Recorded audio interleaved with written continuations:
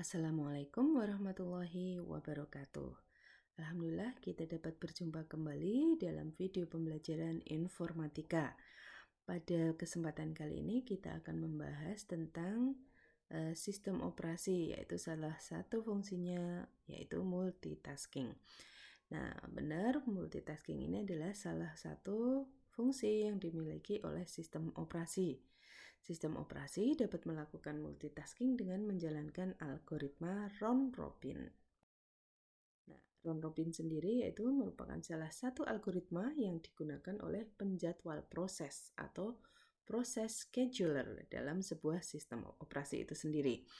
Kemudian pada algoritma round-robin sudah ditentukan suatu slot waktu atau time slice atau nanti yang ke depan kita akan sebut dengan kuantum gitu, yang akan dialokasikan ke setiap proses dalam porsi yang sama dan dalam urutan melingkar dengan menangani semua proses tanpa prioritas. Jika time kuantum habis atau proses selesai, maka proses berlanjut ke antrian berikutnya. Nah, pada prinsipnya round-robin ini yaitu di mana setiap proses ya nanti akan mengambil bagian yang sama dari sesuatu secara bergantian. Itu. Kemudian cara kerja round-robin, pertama, penjadwal round-robin akan memberikan setiap pekerjaan slot waktu atau kuantum atau pengisian waktu CPU dan menginterupsi pekerjaan yang belum diselesaikan saat itu. Kedua, pekerjaan dilanjutkan saat slot waktu berikutnya ditetapkan bagi proses itu. Jadi nanti akan diantrikan kemudian akan dikerjakan kembali. Kemudian yang ketiga, jika proses selesai atau mengubah statusnya menjadi menunggu, selama slot waktu yang diberikan, penjadwal memilih proses pertama dalam antrian yang akan siap untuk dieksekusi. Jadi ketika membutuhkan waktu lebih dari kuantum yang diberikan, maka nanti dia akan menunggu antrian untuk dieksekusi kembali dan selanjutnya akan mengeksekusi proses yang telah mengantri berikutnya. Kemudian, jika waktu eksekusi pekerjaan relatif besar, proses yang dikerjakan juga akan lebih banyak dikerjakan dari proses yang lainnya.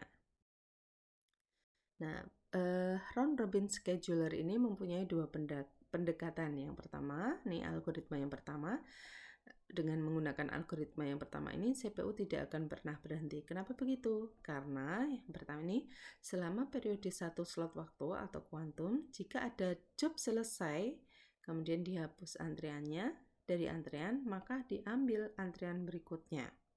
Jadi tidak menunggu jeda waktu untuk menyelesaikan satu kuantum. Misalkan ada proses P1 dengan waktu kuantumnya 100, kemudian dia waktu eksekusinya 160, begitu.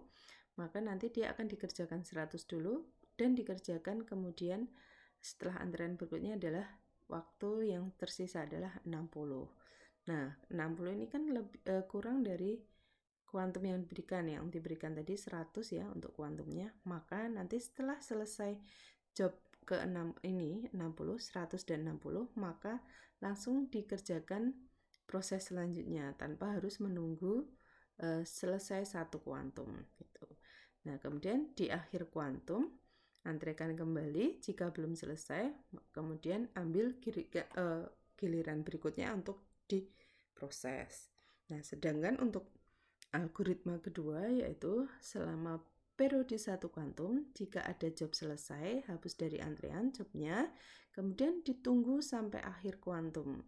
Maka misalkan ya tadi ada 160 diberikan waktu eksekusi 160, yang pertama sudah selesai 100, kemudian diantrikan kembali, nanti pada saatnya akan dikerjakan kembali 60-nya. Nah, di 60 ini kan kurang dari satu kuantum ya, kurang dari kuantum yang diberikan. Maka nanti akan algoritma dengan yang kedua ini akan menunggu dulu 60 ini sampai selesai sampai 100 baru dikerjakan proses selanjutnya. Nah, ini di akhir suatu kuantum antrikan. Nah, ini yang perlu diperhatikan anak-anak, di akhir satu kuantum antrikan kembali dan ambil giliran berikutnya. Nah, perbedaan dari algoritma pertama dan algoritma kedua, yaitu kalau algoritma pertama misalkan sebelum satu kuantum selesai, maka bisa dikerjakan antrean selanjutnya. Namun di algoritma kedua, jika belum berakhir kuantumnya atau belum mencapai 100 ya yang diberikan kuantumnya, maka tunggu dulu sampai berakhir 100, maka baru dikerjakan antrean selanjutnya. Nah, berikutnya nanti kita akan jelaskan untuk simulasinya dari round robin scheduler ini. Oke, silahkan anak-anakku diperhatikan untuk simulasi round robin scheduler. Berikut ini akan Budiah jelaskan tentang simulasi penjadwalan proses yang telah kita bahas tadi menggunakan algoritma round robin. Di sini sudah diberikan sebuah tabel proses P0 sampai P6 dengan diberikan waktu kuantum 100 milisecond. Jadi nanti setiap proses akan diberikan waktu yang sama, yaitu 100 milisecond. Keenam proses ini memiliki waktu kedatangan dan waktu eksekusi masing-masing. Nah, kita akan membuat simulasi penjadwalan proses dari tabel ini seperti berikut ini. Jadi di sini misalkan ada proses P0 dengan waktu kedatangan 0, waktu keeksekusi 100 milisecond. Karena waktu kuantum ini 100 milisecond, maka untuk proses P0 dalam satu waktu akan langsung selesai. Begitu. Contohnya seperti ini. Di sini nanti akan kita buat simulasinya, ada waktu dan antriannya. Di waktu ke-0 datang sebuah proses dengan nama P0.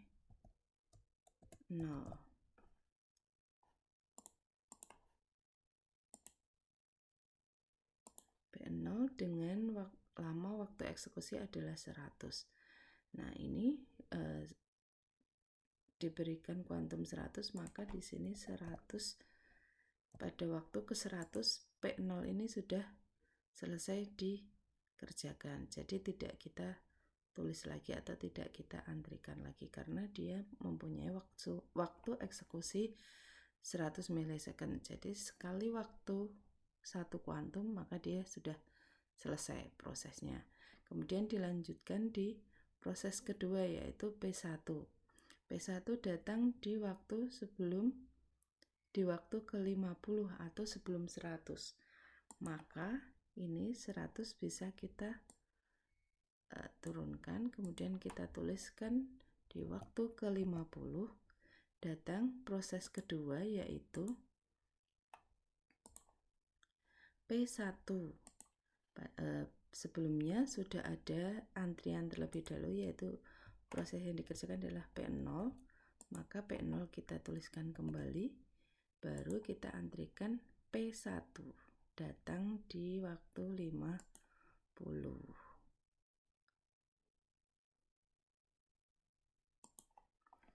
P1. Nah, selanjutnya kita lihat kembali untuk P1 ini memiliki waktu eksekusi 160, maka nanti akan dikerjakan 100 dulu, kemudian diantrikan, baru akan dikerjakan kembali 60-nya. Nah, di waktu 0 sampai 100 apakah ada proses selain P1 yang datang? Kita lihat di tabel, tidak ada. Berarti pada proses ke 100 ini P0 sudah selesai. Maka kita antrikan, kita proses antrian selanjutnya yaitu P1. Seperti ini. Kemudian selama waktu 100 ini tidak ada yang datang, lanjutkan kembali 100 ditambah waktu kuantum 100, 200. Namun selama waktu ke 100 sampai ke 200 ada proses yang datang yaitu P2 dan P3 dan P4. Maka di sini kita tuliskan waktu ke 125 datang proses P2. Namun sebelumnya P1 sudah diproses, kita tuliskan P1, kemudian P2 datang,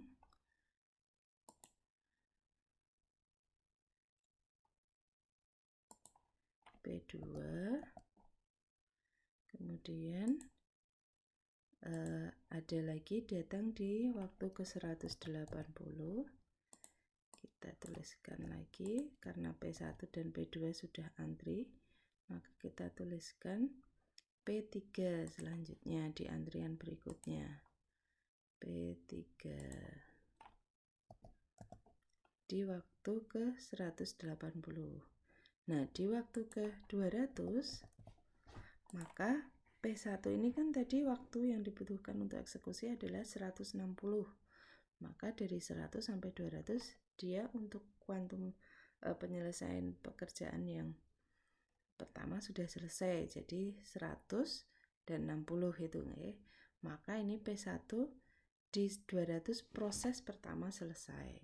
Kemudian dilakukan proses antrian selanjutnya diproses. Maka seperti ini.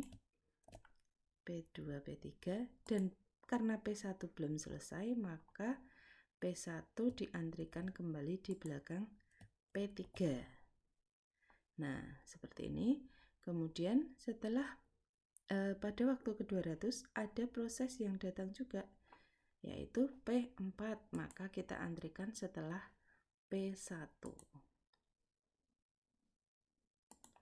P4.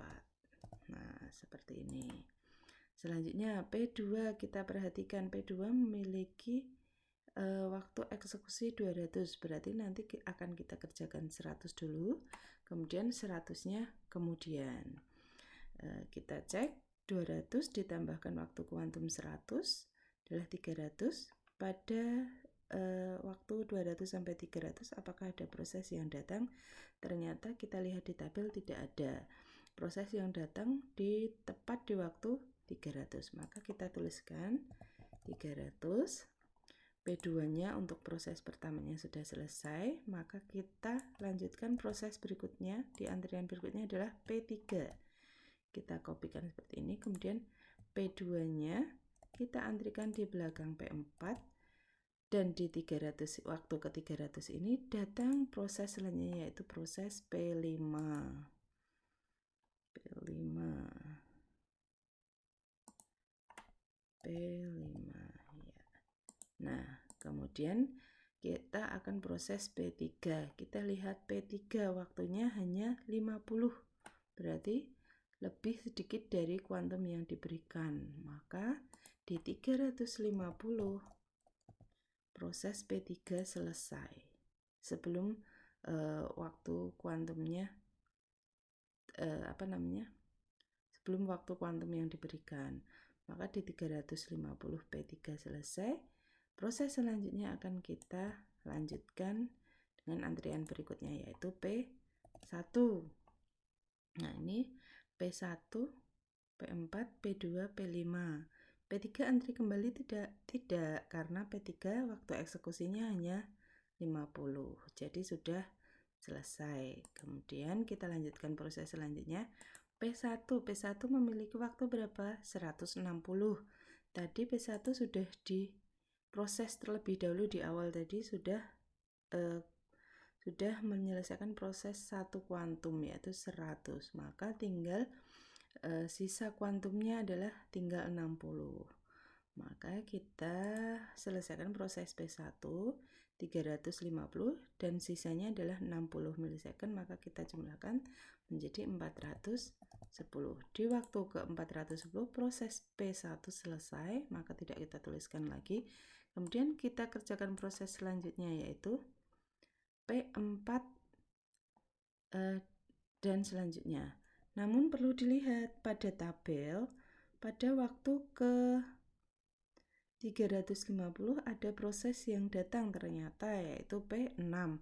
Maka di waktu ke 350 ini kita tuliskan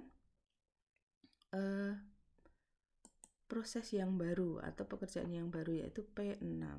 Kita antrikan di waktu ke 350 yaitu P6. Nah, kemudian tadi kita kembali lagi, P1 selesai di waktu 410. Kok bisa, Bu? Karena dia memiliki waktu eksekusi 160 itu. Nah, sedangkan P1 ini sudah diproses di awal itu sudah 1 kuantum atau 100 milisecond, maka sisanya adalah 60, sehingga pada waktu ke-350 ditambah 60 menjadi 410. P1 selesai diproses di waktu ke-410. Kemudian kita lanjutkan proses selanjutnya, yaitu P4. Nah, P4 kita cek membutuhkan waktu berapa untuk waktu eksekusi. Ternyata membutuhkan waktu 100, maka dia hanya butuh 1 kuantum saja. 410 tambah 100 berarti 510. Nah, ini di waktu ke-510 P4 ternyata sudah selesai dikerjakan. Maka kita lanjutkan kembali proses berikutnya, yaitu proses P2. Nah, P2 kita lihat, P2 membutuhkan waktu eksekusi 200. Sebelumnya P2 juga sudah diproses selama 1 kuantum. Berarti untuk P2 ini tinggal 1 kuantum lagi karena dia membutuhkan waktu 200 ya. Tadi sudah 100, berarti sisanya adalah 100. Maka di waktu ke-610 proses P2 selesai dikerjakan. Kemudian dikerjakan antrian selanjutnya, yaitu proses P5. Kita proses P5. Nah, seperti ini. Kita lihat P5 membutuhkan waktu 50. Berarti kurang dari kuantum yang disediakan ya, 100 milisecond, maka kita cukup sekali proses saja untuk P5 kurang dari 100. Maka kita tambahkan 610 tambah 50 berarti proses P5 selesai di waktu ke 660. Tuh. Nah, kemudian kita lanjutkan kembali, antriannya tinggal P6, maka kita selesaikan P6. P6 membutuhkan waktu 400. Maka kita buat seperti ini, waktu kuantumnya 100, 760. Masih dikerjakan P6. Ini sudah 200 nih, kemudian tambahkan lagi 860.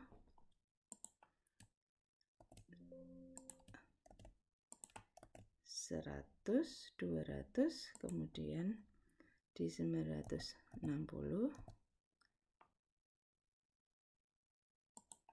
Ini P6 lagi dikerjakan, kemudian tambah 100 lagi. P6 akan selesai karena membutuhkan waktu 460 di 1060. Nah, di waktu ke 1060 ini P6 tidak dituliskan lagi karena sudah selesai. Dia membutuhkan waktu 400 untuk milisecond untuk menyelesaikan eksekusi. Nah, pada simulasi antrian ini kita dapat lihat pada kolom pertama ini adalah proses atau pekerjaan yang diproses. Kemudian pada kolom berikutnya ini adalah merupakan antrian yang akan diproses. Nah, seperti itu untuk simulasi dari proses. Dari simulasi ini dapat kita lihat proses yang pertama kali selesai dikerjakan adalah P0. Kemudian setelah P0 yang pertama kali selesai dikerjakan ya, P0, kemudian kita lihat P2 masih dikerjakan lagi. Selanjutnya adalah P3, proses yang diselesaikan kedua. Kemudian ada P1.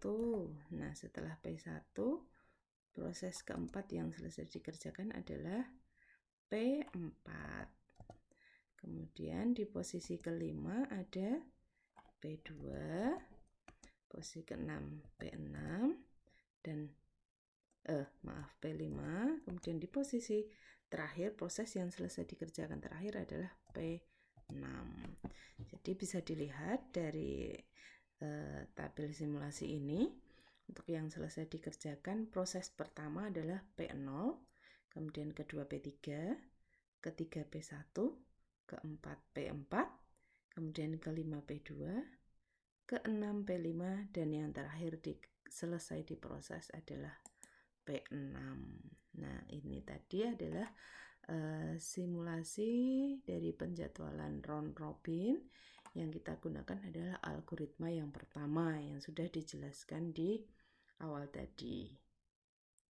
Nah, mungkin untuk penjelasan simulasi penjadwalan proses, Budiah cukupkan sampai di sini. Kita ketemu lagi di penjelasan materi-materi selanjutnya. Terima kasih. Wassalamualaikum warahmatullahi wabarakatuh.